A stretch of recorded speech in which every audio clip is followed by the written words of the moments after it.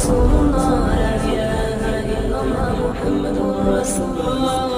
الحمد لله نحمده ونستعينه ونستغفره ونؤمن به ونتوكل عليه ونعوذ بالله من شرور أنفسنا ومن سيئات أعمالنا من يهدي الله فلا مضل له ومن يضلل فلا هادي له ونشهد أن لا إله إلا الله وحده لا شريك له ونشهد أن سيدنا ومولانا محمدا عبده ورسوله وبارك وسلم تسليما كثيرا كثيرا. أما بعد، أعوذ بالله من الشيطان الرجيم. بسم الله الرحمن الرحيم.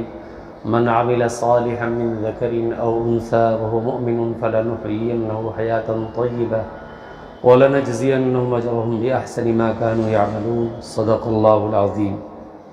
عن أبي ذر الغفاري رضي الله تعالى عنه قال قال رسول الله صلى الله عليه وسلم: يا أبا ذر جدد السفينة فإن البحر عميق وأكثر الزاد فإن السفر بعيد وأقل من الحمولة فإن الطريق مخفف وأخلص العمل فإن الناقد بصير.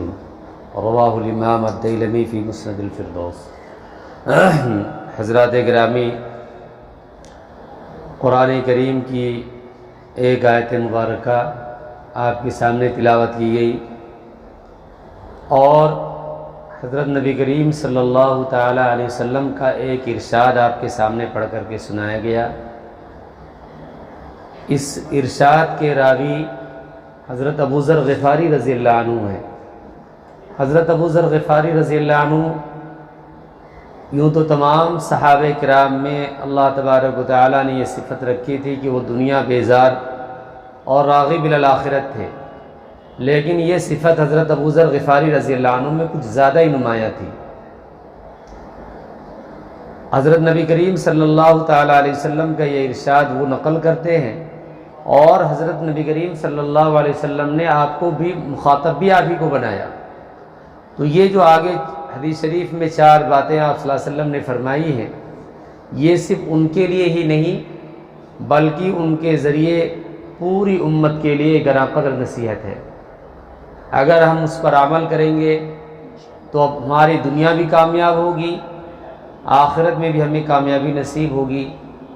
میں نے جو آیت کریمہ پڑھی تھی میرے دوستو، اللہ رب العزت نے اس میں یہی ارشاد فرمایا کہ من عمل صالحا من ذکر او انثى وهو مؤمن، جو بھی مرد ہو یا کوئی عورت، جو بھی کوئی اچھا کام کرے گا، ایمان لا کر کے جو بھی عمل صالح اپنائے گا، تو اللہ فرماتے ہیں ہم اس کو خوش عیش زندگی عطا کریں گے. دنیا میں پرسکون زندگی ملے گی اور آخرت میں اللہ فرماتے ہیں ہم اس سے زیادہ بہتر صلہ و ثمر عطا کریں گے جو دنیا میں کرتے تھے. آخرت کا تصور یہاں ممکن نہیں ہے.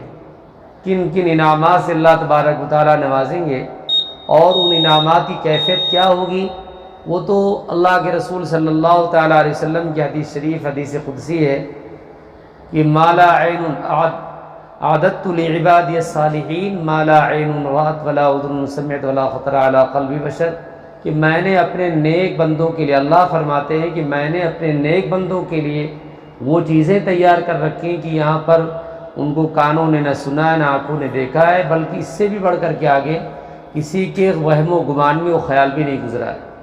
تو اللہ رب العزت ان لوگوں کو جو ایمان کی دولت سے مالا مال ہے اور اس کے بعد میں صرف اسی پر اکتفا نہیں کیے ہوئے بلکہ اس کے بعد وہ نیک عمل بھی اپناتے ہیں.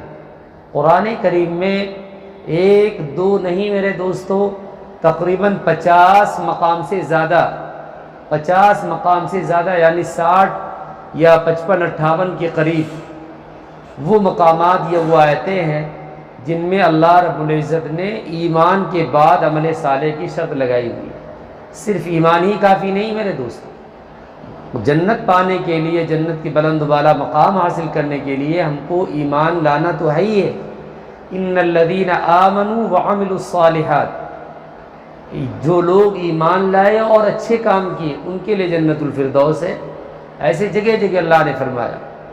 تو اس لیے ہم کو صرف ایمان لانے پر ہی اکتفا کر کے نہیں بیٹھ جانا چاہیے میرے دوستو. ایمان تو بڑی عظیم دولت ہے ہی ہے. ایمان سے بڑھ کر کے دنیا میں کوئی دولت نہیں، کوئی نیکی نہیں. جیسے اس کے مقابل میں، اس کے اپوزٹ، اس کے مخالف کفر و شرک یہ سب سے بڑا گناہ ہے، سب سے بڑا جرم ہے۔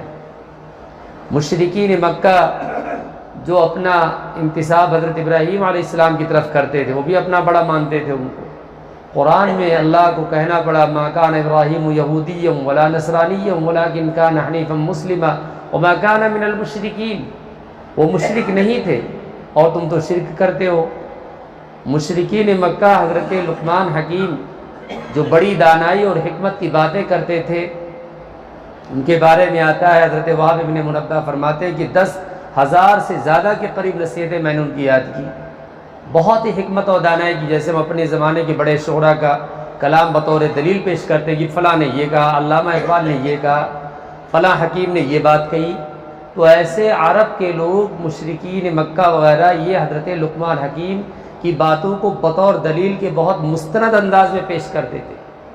اللہ رب العزت نے پورے ایک سورہ لقمانی ان کے نام سے موسوم کر دیا، اور انہوں نے جو اپنے بیٹے کو جو بہت ہی گراں قدر نصیحتیں کی ہیں، ان نصیحتوں کو ذکر کر دیا، اور اس کی شروعات یہیں سے کی وَإِذْ قَالَ لُقْمَانُ لِابْنِهِ وَهُوَ يَعِظُهُ يَا بُنَيَّ لَا تُشْرِكْ بِاللَّهِ، کہ وہ وقت قابل ذکر ہے جب کہ حضرت لقمان حکیم نے اپنے فرزند کو نصیحت کرتے ہوئے کہا یا بنی لا تشرک باللہ، پیارے بیٹے شرک مت کرنا، اللہ کے ساتھ کسی کو شریک نہ ٹھہرانا، کیونکہ ان الشرک لظلم عظیم، شرک بڑا ہی گناہ ہے۔ تو حضرت لقمان حکیم کی اس بات کو، ان کی نصیحتوں کو پیش کر کے مشرکین کو اللہ نے یہ سبق دیا کہ تم ان کی باتوں کو جب بہت دلیل کے طور پر پیش کرتے ہو، بہت اعتماد کے ساتھ پیش کرتے ہو، تو وہ تو شرک سے بیزار تھے، شرک سے دور رہنے کی تلقین کرتے تھے، تو پھر تم کیوں شرک کرتے ہو؟ میرے دوستو، اس نعمت کی قدردانی ہم کو کب معلوم ہوگی؟ جب جنت سے جہنم سے بالکل آخر میں وہ شخص نکالا جائے گا جس کے اندر ایمان کی دولت رہی ہوگی، تھی، لیکن اس کے اندر بدعمالیاں تھیں، وہ اپنے بدعمالیوں کی وجہ سے دوزخ میں گیا، جلتا بھنتا رہا، بالآخر اللہ کے حکم کے مطابق ایمان کی بدولت وہ واپس جنت میں لایا گیا۔ حدیث شریف میں کہ اس کے ہاتھ پیر ایسے سکڑ گئے ہوں گے جیسے پرندے کو آ کر بھونا جاتا ہے، لیکن ایمان کی دولت تھی اس کے پاس، اس لیے اللہ رب العزت نے اس ایمان کی دولت کے طفیل میں جہنم کے ہولناکے اسے بچا کر کے جنت کے باغ و بہار میں پہنچایا۔ حدیث شریف میں آپ صلی اللہ علیہ وسلم نے اس موقع پر فرمایا کہ بتلاؤ مالدار کس کو کہتے ہیں؟ تو صحابہ کرام نے عام جیسا جواب ہو سکتا ہے کہ جس کے پاس میں مفلس وہ ہے کہ جو من لا درہم له ولا دینار، جس کے بعد دراہم دنانیر نہ، وہ مفلس ہے۔ تو آپ صلی اللہ علیہ وسلم نے فرمایا کہ میری امت کا مفلس وہ شخص ہوگا جو اپنے ساتھ بہت سارے اعمال صالحہ کا ذخیرہ لے کر کے آئے گا، لیکن حال یہ ہوگا کہ کسی کے ساتھ میں اس نے زیادتی کی ہوگی، کسی کو ستایا ہوگا، مارا ہوگا، گالم گلوچ سے کام لیا ہوگا۔ الگ الگ الفاظ میں آپ صلی اللہ علیہ وسلم نے فرمایا قد ضرب ھذا وقذف ھذا وشتم ھذا۔ تو یہ جتنے بھی دعوے داران ہیں، یہ سب کے سب لائن میں کھڑے ہو کر کے اپنے حق کو اصول کریں گے، اور حق وہاں پر کیسے دلایا جائے گا؟ وہاں پر دراہم دنانی روپے پیسے تو ہوں گے نہیں، تو نیکیاں دی جائیں گی۔ جب نیکیاں اس کی سب ختم ہو جائیں گی اور دعوے دار پھر بھی رہ جائیں گے میرے دوستو، تو اب کیسے کیا کیا جائے گا؟ تو ان دعوے داروں کے گناہ اس پر لادے جائیں گے۔ یہاں ایک بہت بڑی بات جس کے لیے میں نے اس واقعہ حدیث شریف کو بتلایا اس کا مختصر انداز میں، یہ وہاں پر بڑے علماء مفسرین لکھتے ہیں کہ اس شخص کا ایمان نہیں دیا جائے گا، ساری نیکیاں دے دی جائیں گی، نیکیوں سے دامن خالی ہو جائے گا۔ تو اب کیا کریں گے؟ نیکی، اس کو ایمان بھی ایک بڑی نیکی ہے، اس کا ایمان نہیں دیا جائے گا، بل اس کے بدلے میں اس کے گناہ اس پر لادے جائیں گے۔ اب اپنے یہ بدعمالیوں کی سزا بھگتنے کے لیے دوزخ میں ڈالا جائے گا، اپنے اعمال بد کی سزا کو بھگتے گا، لیکن چونکہ اس کے پاس میں ایمان ہے، ایک نہ ایک دن پھر وہ اپنی جنت میں پہنچ جائے گا۔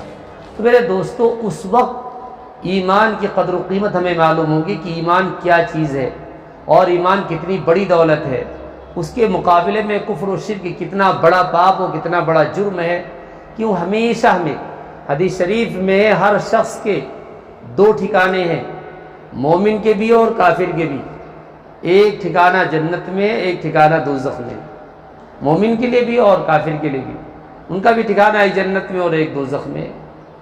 میرے دوستو، یوم التغابن، ہار جیت کا دن، قیامت کے بہت سارے نام ہیں، یوم الفصل، یوم الجمع، یوم الحشر، یوم الحساب، یوم العازفہ، الگ الگ نام قیامت کے، اس میں سے ایک یوم التغابن بھی ہار جیت کا دن۔ اس دن قیامت میں میرے دوستو اچھے اعمال کے لوگ ہیں، وہ صاحب ایمان ہیں، وہ جنت میں پہنچ جائیں گے، اور اس وقت میں ان کا وہ مقام دوزخ والا دکھایا جائے گا کہ دیکھو دنیا میں اگر تم غفلت کی زندگی گزارتے، ایمان نہ لاتے، اعمال صالحہ میں نہ لگتے، تو آج تم وہاں ہوتے، لیکن تم نے غفلت کی زندگی سے اپنے آپ کو دور رکھا، تم نے ایمان اختیار کیا، اعمال صالحہ کو اپنایا، آج تم جنت کے باغ و بہار میں، تو ان کو اور نعمت کی قدردانی معلوم ہوگی۔ ایسے ایک شخص جو کافر اور مشرک ہوگا، جس نے اللہ کی بغاوت کر کے زندگی گزاری ہے، اس کو وہ دوزخ میں جلتے بھنتے دہکتے لہکتے شعلوں میں ہوتے ہوئے اس کے جنت کے باغ و بہار والا مقام دکھایا جائے گا کہ دیکھ اگر تم وہاں غفلت کی زندگی نہ گزارتا تو آج تیرا مقام وہ تھا۔ اس کی حسرت اور افسوس میں اور اضافہ ہوگا۔ تو میرے دوستو بات دوسری طرف لمبی ہوئی جا رہی ہے، مجھے یہ عرض کرنا ہے کہ اس آیت کریمہ کے اندر اللہ رب العزت نے فرمایا کہ مرد ہو یا عورت، اس میں کوئی تخصیص نہیں ہے کہ عالم ہو جاہل ہو، پڑھا لکھا ہو بے پڑھا لکھا ہو، امیر ہو غریب ہو، اللہ نے عام کر رکھا ہے کہ جو بھی کوئی مرد عورت اچھا ہی کام کرے گا، اچھے اعمال کرے گا، ہم اس کو خوش عیش زندگی دیں گے، دنیا میں پرسکون زندگی دیں گے۔ اس کا یہ مطلب میرے دوستو نہیں ہے کہ اب اس کے بعد بیماری نہیں آئے گی، اس کے بعد فقر و فاقہ محتاجگی نہیں ہوگی، کوئی پریشانیاں مشکلات نہیں اس کے پاس آئیں گی، ایسا نہیں ہے۔ سب کچھ ہوں گے جو سب کے ساتھ میں ہوتے ہیں، جو مقدرات ہیں وہ سب ہوں گے، لیکن ایک صاحب ایمان، اللہ کا نیک بندہ، اللہ کی نیک بندی، اگر اس کے پاس اس کے ناگوار خاطر چیزیں پیش آتی ہیں تو وہ اللہ کا عطیہ سمجھ کر کے خوش دلی سے برداشت کرتا ہے، صبر کرتا ہے، اس پر بھی اس کو اجر ملتا ہے۔ نعمت سے مالا مال ہو گیا تو اس پر شکر کے کلمات اس کے زبان پر آتے ہیں تو اور اللہ تبارک و تعالیٰ اس کی نعمتوں میں اضافہ کرتے ہیں۔ تو اس طریقے سے غربت پریشانی ہوئی تو اس کو قناعت کی دولت اللہ دے دیتے ہیں، کم سے کم میں گزارا کر لیتا ہے۔ میرے دوستو اس طریقے سے اس کو پرسکون زندگی مل جاتی ہے۔ تو اللہ رب العزت نے ہمیں اور آپ کو جو نعمت دی میرے دوستو، ایمان کی دولت، اس کی ہم کو بہت قدردانی ہونی چاہیے۔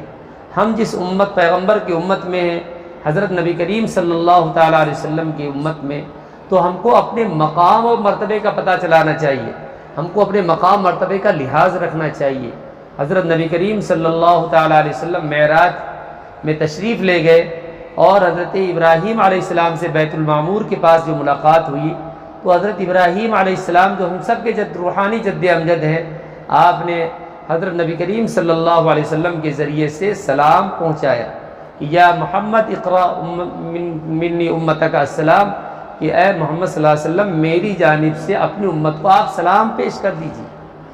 اپنا مقام سمجھیے میرے دوستو، کون سلام بھجوا رہا ہے اور کہاں سے سلام بھجوا رہا ہے اور کس کے ذریعے بھجوا رہا ہے؟ سید الانبیاء کے ذریعے میرے دوستو یہ سلام معراج میں بیت معمور کے پاس حضرت ابراہیم علیہ السلام کے ذریعے یہاں پہنچایا جاتا ہے۔ اس کے بعد میں جو بات بتلائی گئی ہے کہ یہ بھی بتا دینا کہ جنت کی سرزمین بہت ہی شاندار ہے، خوشگوار ہے، میٹھے پانی والی ہے، لیکن میرے دوستو وہ چٹیل میدان ہے، سپاٹ پڑی ہوئی ہے، اس میں پودے لگانا ہے، سبحان اللہ الحمدللہ ولا الہ الا اللہ واللہ اکبر، یعنی ایک بار بھی ہم نے اپنی زبان سے سبحان اللہ کہہ دیا تو ہمارے نام سے ایک درخت لگ گیا۔ جنت میں ہم کو ہمارا ملنے والے مقام میں ہمارے لیے جگہ متعین ہوتی چلی جاتی ہے۔ تو میرے دوستو یہ حدیث شریف جو میں نے آپ کے سامنے پڑھی، جس کو علامہ دیلمی رحمۃ اللہ علیہ نے مسند الفردوس میں نقل کیا ہے، جس میں تقریباً 10,000 احادیث شریفہ موجود ہیں، اس میں سے ایک ہی روایت ہے میرے دوستو۔ اس میں آپ صلی اللہ علیہ وسلم نے حضرت ابو ذر غفاری رضی اللہ عنہ کو مخاطب کر کے ایمان کو ایک بڑی مثال سے سمجھایا ہے۔ آپ صلی اللہ علیہ وسلم کی عادت شریفہ تھی کہ آپ باتوں کو مثالوں سے سمجھاتے تھے، کیونکہ بات سے جب مثال سمجھائی جاتی ہے تو ذہن و دماغ میں وہ چیز بیٹھ جاتی ہے۔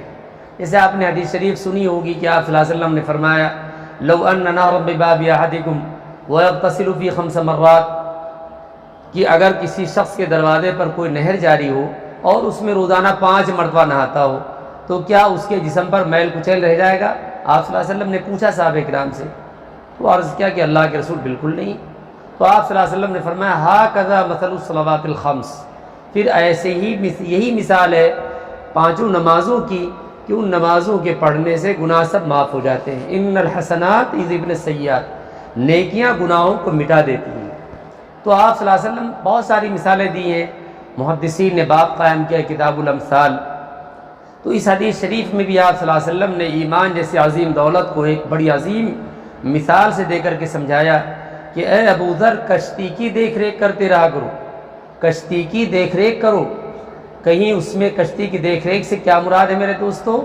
کہ کشتی میں جیسے آدمی بیٹھتا ہے، کشتی پانی کی سطح پر چلتی ہے، اگر کشتی میں کوئی شگاف، کوئی پھٹن ہو گیا، کوئی تختہ اس کا ٹوٹ گیا، نکل گیا، تو پانی اس کے اندر داخل ہو جائے گا، کشتی منزل مقصود تک نہیں پہنچے گی، راستے میں ڈوب جائے گی، جو اس میں سوار لوگ ہیں ہلاک و برباد ہو جائیں گے۔ تو آپ صلی اللہ علیہ وسلم نے فرمایا کشتی کی مثال جو آپ نے ایمان سے دیا ہوا ہے کہ اے ابو ذر، ایمان کی دیکھ ریکھ کرتے رہا کرو۔ ایمان کہیں کمزور تو نہیں ہو رہا ہے؟ ایمان کیسے کمزور ہوگا میرے دوستو؟ جو چیز جس کے منافی ہوتی ہے، خلاف ہوتی ہے، وہ چیز جب پائی جاتی ہے تو وہ چیز کمزور ہوتی ہے۔ آپ لوہا لے لیجئے، لوہے میں زنگ لگ جاتا ہے، مورچہ لگ جاتا ہے، پانی اور ہوا اس میں لگتا ہے تو وہ مورچہ کھا کر کے لوہے کو بالکل ختم کر دیتا ہے۔ زنگ لگتے لگتے لوہا کمزور ہوتے تو بالکل ختم ہو جاتا ہے۔ اگر اس پہ آپ پالش و پینٹ نہ کریں، اس پر کرر نہ لگائیں تو پانی بالکل خراب کر دے گا، اس کو اس کی حفاظت کرنی پڑتی ہے۔ ایسے ہی میرے دوستو ایمان کے منافی جتنی بھی چیزیں ہیں، جتنے بڑے گناہ ہیں، چھوٹے سے لے کر بڑے گناہ تک، گناہ صغیرہ ہو، کبیرہ ہو، لغو ہو، بالکل ادنا درجے سے لغو سے لے کر کے کفر اور شرک تک جتنے بھی یہ گناہ ہیں، یہ سب کے سب ایمان کے منافی ہیں۔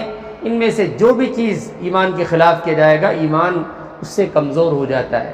اور شیطان میرے دوستو یہ بہت جرأت دکھاتا ہے۔ شیطان کو اللہ رب العزت نے فرمایا تھا کہ میں تجھ کو اور جو تیری بات مانے گا میں دوزخ سے کو بھر دوں گا۔ تو شیطان چاہتا ہی ہے، اس نے کہا بھی تھا کہ میں اولاد آدم کو ہر چہار جانب سے گمراہ کروں گا۔ ثم لآتینہم من بین ایدیہم ومن خلفہم وعن ایمانہم وعن شمائلہم ولا تجد اکثرہم شاکرین، کہ دائیں بائیں آگے پیچھے ہر چہار جانب سے حملہ کروں گا اور میں ان کو ہر طریقے سے گمراہ کروں گا۔ آپ ان میں سے بیشتر لوگوں کو آپ ناشکرہ پائیں گے۔ سورہ سبا میں اللہ نے فرمایا وَلَقَدْ صَدَّقَ عَلَيْهِمْ إِبْلِيسُ ظَنَّهُ، کہ واقعی ابلیس نے اپنا گمان سچ کر دکھایا کہ جو اس نے کہا تھا دوزخ سے جنت سے نکالے جانے کے وقت میں کہ اللہ نے فرمایا تھا کہ میں تجھ کو دوزخ میں بھر دوں گا جو بھی تیری بات مانے گا، تو اس نے کہا تھا کہ میں بھی اولاد آدم کو گمراہ کروں گا اور آپ ان میں سے اکثر کو ناشکرہ پائیں گے۔ تو واقعی اللہ فرماتے کہ واقعی اس نے ایسا کر دکھایا اور بہتوں کو گمراہ کر دیا ہے۔ آپ پوری دنیا پر نگاہ ڈالیے، کتنے اولاد آدم موجود ہیں، کتنے انسان موجود ہیں، ان انسانوں میں صاحب ایمان کتنے موجود ہیں آپ اندازہ لگائیں۔ پھر جو کلمہ گو ہیں، پھر اس میں صحیح العقیدہ کتنے ہیں، جو اہل السنہ والجماعہ کے ماننے والے ہیں، اس میں پوری دنیا دو حصوں میں شیعہ سنی میں بٹی ہوئی ہے۔ پھر سنی لوگوں میں جو اہل سنت والجماعہ جو چاروں ائمہ کرام کے ماننے والے ہیں، ان کو دیکھیے، اس کے علاوہ بھی اور دیکھیے۔ پھر یہ جو صحیح العقیدہ ہے میرے دوستو، ان میں کتنے وہ لوگ ہیں جو اعمال صالحہ سے متصف ہیں، ایمان کے ساتھ ساتھ ان کے ساتھ اعمال صالحہ کا ذخیرہ ہے۔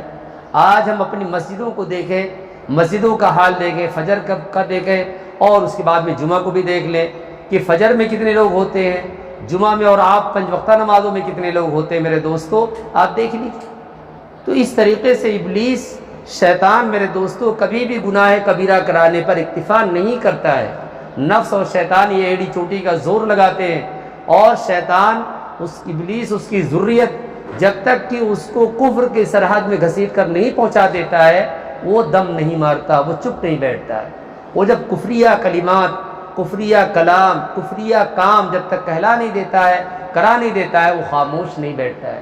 ایمان کا دشمن ہے تو ایمان کے خلاف چیزوں کو ضرور کراتا ہے میرے دوستو۔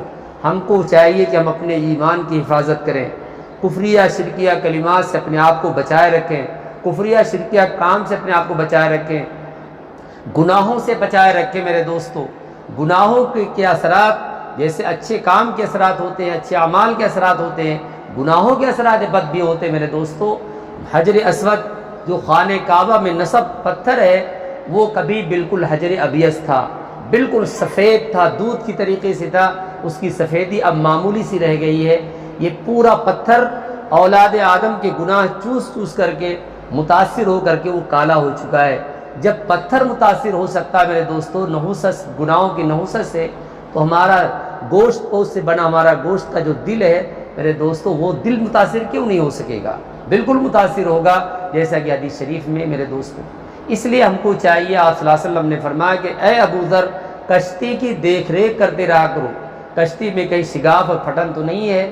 وجہ کیا ہے میرے دوستو؟ فإن السفر بعید، حضور صلی اللہ علیہ وسلم نے فرمایا اس لیے کہ سفر بہت دور دراز کا ہے۔ سفر کتنا دور دراز کا ہے، کتنا لمبا رہنا ہوگا میرے دوستو؟ ایک بار جس پر موت واقع ہو گئی، اللہ رب العزت نے جو ہم کو زندگی دی ہے، یہ خودکار مشینیں جو جسم میں لگی ہوئی ہیں، چل رہی ہے، جس دن یہ مشین، یہ پرزے اپنا کام کرنا چھوڑ دیں گے، اس کا نام موت ہے۔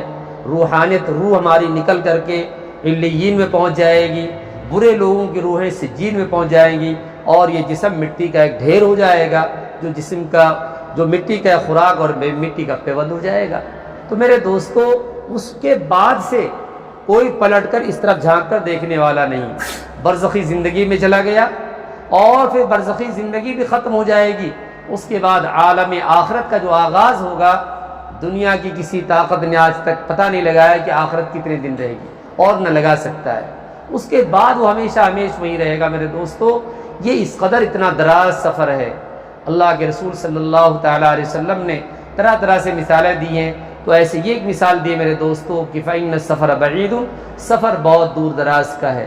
اگلی بات جو آپ نے فرمائی کہ وَأَكْثِرِ الزَّادِ فإن السفر بعید، کہ اے ابو ذر توشہ زیادہ لے لو، یہ سفر بہت دور دراز کا۔ جیسے پہلی بات آپ نے فرمائی کہ کشتی کی دیکھ ریکھ کرتے رہا کرو، کہ فإن یا ابا ذر جدد السفینہ فإن البحر عمیق، کہ سمندر بہت گہرا ہے، یعنی کشتی کی دیکھ ریکھ کرنے کے بعد میں ہم گہرے سمندر سے اپنے آپ کو نجات پا سکتے ہیں۔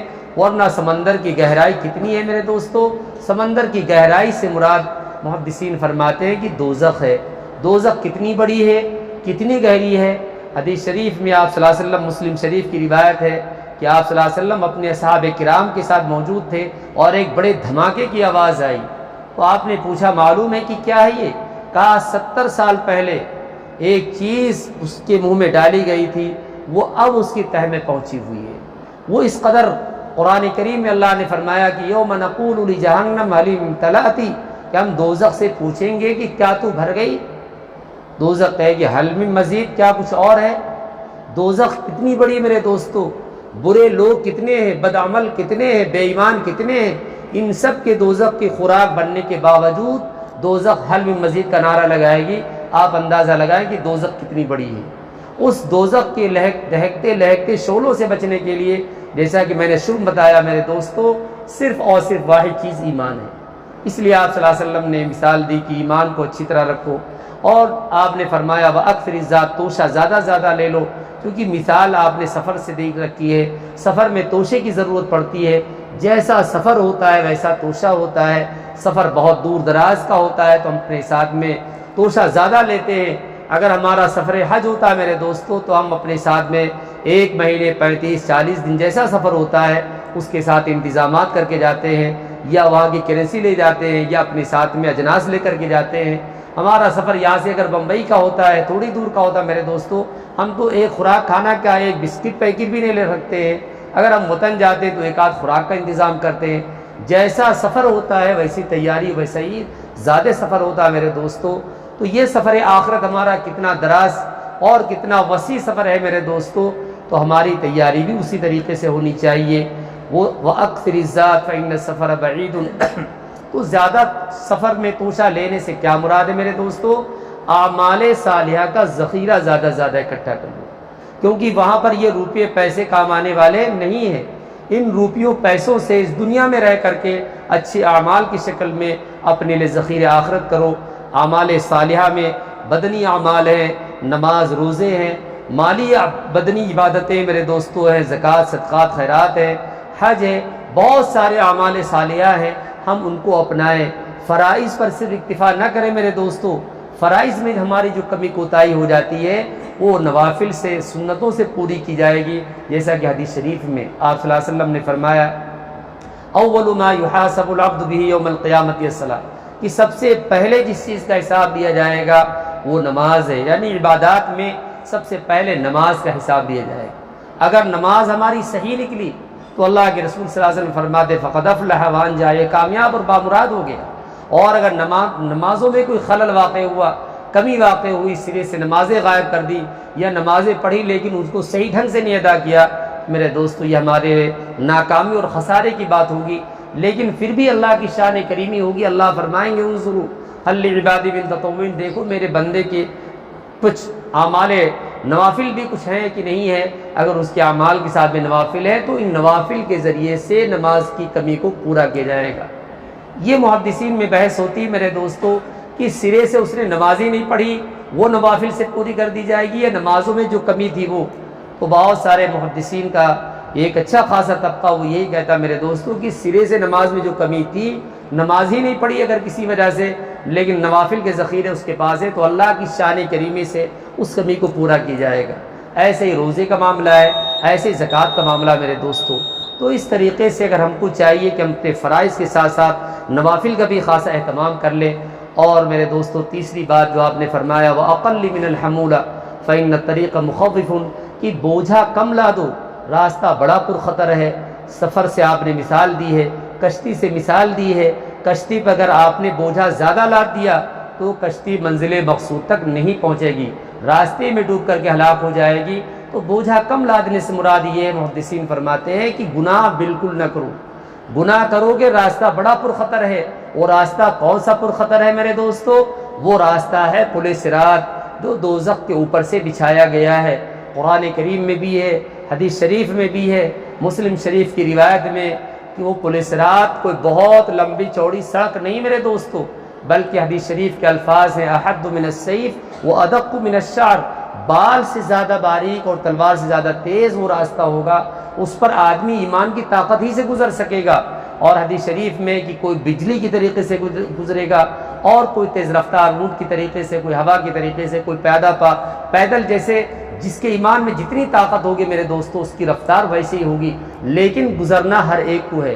وَإِن مِّنكُمْ إِلَّا وَارِدُهَا كَانَ عَلَىٰ رَبِّكَ حَتْمًا مَّقْضِيًّا، سورہ مریم میں اللہ نے فرمایا کہ ہر شخص کو گزرنا ہے، مومن ہوگا اس کو بھی گزرنا ہوگا، جو کافر بے ایمان ہوگا، بدعمل ہوگا اس کو بھی گزرنا ہے، لیکن مومن کے لیے دوزخ کے اوپر سے جانا یہ برد اور سلامتی، ٹھنڈک ہوگی لیکن سلامتی کے ساتھ میں وہ آرام سے گزر جائے گا اپنے ایمان کی بدولت۔ اور جن کے پاس میں ایمان کی دولت نہیں ہوگی میرے دوستو وہی دوزخ کا حصہ بن جائیں گے، وہی پکڑ لیے جائیں گے۔ تو اس طریقے سے راستہ بڑا پرخطر ہے۔ چوتھی اور آخری بات میرے دوستو، بات ختم کرتا ہوں، وقت ہو رہا ہے۔ آپ صلی اللہ علیہ وسلم نے فرمایا وَأَخْلِصِ الْعَمَلَ فَإِنَّ النَّاقِدَ بَصِيرٌ، عمل میں اخلاص پیدا کرو، اس لیے کہ جائزہ لینے والا بہت باریک بینی سے جائزہ لینے والا، پرکھنے والا ہے۔ اللہ رب العزت ہمارے اعمال کو دیکھتے ہیں، ہم جو بھی کام کریں، اپنا انفرادی عمل ہو، اجتماعی عمل ہو، رفاہی کام ہو، کوئی بھی کام ہو، اس میں اللہ کی رضا پیش نظر رہنی چاہیے۔ ہم کسی ادارے کو چلا رہے ہیں، ہم کسی ادارے سے لگے ہوئے ہیں، اللہ نے ہم کو کوئی سیاسی مقام دیا ہوا ہے کہ ہم لوگوں کی خدمات ہمارے سامنے ہیں، تو لوگوں کے لیے دکھاوا، ریاکاری نہیں ہونی چاہیے، شہرت مقصود نہیں ہونی چاہیے۔ ہم نوافل پڑھ رہے ہیں میرے دوستو تو ہم کو صرف اور صرف مقصد اللہ کی رضا خوشنودی پیش نظر رہنی چاہیے۔ اگر ہم یہ کرتے ہیں تو اس کا ہمارے لیے اللہ کے یہاں بڑا مقام و مرتبہ ہے۔ اگر ہمارے دل میں یہ کھوٹ آ گئے میرے دوستوں کہ لوگ ہم کو اچھا کہیں گے اور ہمارا نام ہوگا، ہماری شہرت ہوگی میرے دوستوں، تو یہ بڑا پرخطر معاملہ ہے۔ اللہ کو خوب معلوم ہے کہ اس نے میرے لیے کیا ہے یا لوگوں کے لیے کیا، واہواہی کے لیے کیا ہوا ہے، تو جو جس نیت سے کرے گا اس کے ساتھ میں ویسا معاملہ ہوگا۔ اس لیے میرے دوستو ہم کو چاہیے کہ ہم اپنے اللہ رب العزت نے جو ہمیں دولت دی ہوئی ہے ایمان کی، یہ بڑی عظیم دولت ہے۔ ہمارے اس میں بہت سارے بھائی بہت آخر میں آئے ہوئے ہیں، جمعہ کے دن میرے دوستو پہلے آنے کی فکر کرنی چاہیے۔ ملا علی قاری رحمۃ اللہ علیہ فرماتے ہیں، حدیث شریف نقل کیے، اس حدیث شریف کے ذیل میں لکھتے ہیں کہ جو شخص جمعہ کے دن 6 کام کرتا ہے، 3 مسجد کے باہر کے، 3 مسجد کے اندر کے، مسجد کے باہر کے 3 کام یہ ہے کہ صبح سویرے جلد اٹھنا، یعنی یہ دھن صبح سویرے سوار رہنی چاہیے کہ آج ہفتے کی عید ہے، آج جمعہ کا دن ہے، متبرک دن ہے، تو یہ دھن صبح سویرے جلد اٹھنا، اور اس کے بعد میں غسل کرنا اور مسجد پیدل چل کر کے آنا، یہ 3 کام مسجد کے باہر کے ہیں۔ ہر شخص نہاتا ہے روزانہ، بمبئی میں تقریباً لوگ اکثر و بیشتر روزانہ نہاتے ہیں، تو ہم کو نہانا ہے غسل کی نیت، جمعے کی نیت سے کہ ہمارا یہ غسل ہو رہا ہے، اور صبح سویرے جلد اٹھنے کی فکر کرنا اور مسجد پیدل چل کر کے آنا، یہ 3 کام مسجد کے باہر کے۔ مسجد کے اندر ہم آئیں تو ہم سب امام سے قریب ہو کر کے بیٹھے، یعنی پہلی صف میں جگہ لینے کی کوشش کریں۔ پہلی صف پور ہو گئی تو دوسری صف میں بیٹھے، بہت سارے احباب آتے ہیں پہلے پیچھے بیٹھ گئے، تو امام سے قریب ہو کر کے بیٹھنا، یہ مسجد کا ایک کام۔ دوسرا یہ ہے کہ مسجد میں کوئی لغو حرکت نہ کرنا، کنگھی سے، بال سے، موبائل سے، اگل بغل کے لوگوں سے کوئی گفتگو، بس اللہ کا گھر ہے، اللہ کے گھر کے احترام میں اس کی عظمت کے پیش نظر چپ چاپ خاموشی کے ساتھ آ کر کے اپنے ذکر اذکار میں لگ جانا، تو کوئی لغو حرکت نہ کرنا، اور جب خطبہ پیش کیا جائے تو خطبے کو غور سے سننا۔ یہ کتنے کام ہوئے میرے دوستو؟ 6 کام ہو گئے، 3 مسجد کے باہر کے، 3 مسجد کے اندر کے۔ یہ جو کام کرے گا اس کو اجر کیا ملے گا؟ ہر ایک قدم پر 1 برس نفل عبادت اور 1 برس نفل روزے کا، یعنی 1 برس نفل نماز اور 1 برس نفل روزے کا ثواب 1 قدم پر ملتا ہے۔ حضرت ملا علی قاری رحمہ اللہ شارح مشکات فرماتے ہیں کہ اتنا معمولی عمل، اتنا آسان کام، اتنا زیادہ اجر میں نے شریعت کے کسی اور کام میں نے نہیں دیکھا۔ سوچے 1 قدم پر 1 برس کی نماز روزے کا ثواب کہاں ملتا ہے میرے دوستوں؟ اور کام کتنا ہے، ہم کو کرنا ہی ہے، لیکن تھوڑی توجہ کرنا ہے، پہلے آنے کی فکر کریں۔ جو پہلے آتا ہے بعد میں جاتا ہے، کل قیامت میں میرے دوستو جب ساری داڑھی گھٹا ٹوپ تاریکی ہوگی، نور ایمان میرے دوستو نور دیا جائے گا، اور نور پانے والوں میں وہ خوش نصیب لوگ ہیں جو مسجد میں پہلے آتے ہیں اور بعد میں جاتے ہیں۔ آج ہمارا معاملہ الٹ گیا ہے، ہم بعد میں آئیں گے، نہ پہلے کی سنت مؤکدہ پڑھتے نہ بعد کی پڑھتے، پہلے بعد میں آتے پہلے نکل جاتے، ایسا نہیں ہونا چاہیے۔ اللہ رب العزت مجھے آپ سب کو عمل کی توفیق عطا فرمائے، اعمال صالحہ اپنانے کی توفیق عطا فرمائے، ہم کو اپنے ایمان کی قدردانی کی توفیق عطا فرمائے۔ آمین۔ وآخر دعوانا الحمدللہ رب العالمین۔